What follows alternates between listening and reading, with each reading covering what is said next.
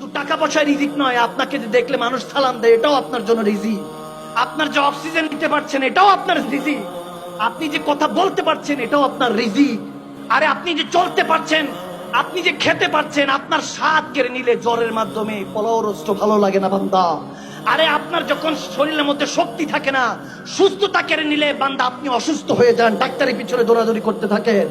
বান্দা আপনি যেই জায়গা জমিন যে দুনিয়াদের জন্য মারা মারা ফিরছেন, কেউ আপনাকে ভালোবাসে না। যতক্ষণ টাকা আছে, পকেটে ফুলুস আছে, ততক্ষণ আপনার নামে জুলুস আছে, মিছিল আছে।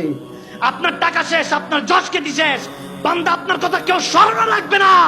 আর যখন ওই 9 মাস 10 দিন, 10 মাস 10 দিন পানির নিচে যিনি আপনাকে 70টা পর্দার ভিতরে, 70টা পর্দার মধ্যে একটা পর্দা ছিঁড়ে গেলে ডাক্তার আপনাকে তাড়াতাড়ি অপারেশন সার্জারি করে বের করতে হয়।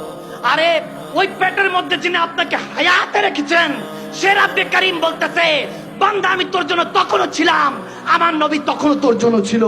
দুনিয়াতে যখন এসেছিস এখন আমি আছি। আরে কবরের মধ্যে আমার প্যার নবী তোকে তোর জন্য অপেক্ষা করছে।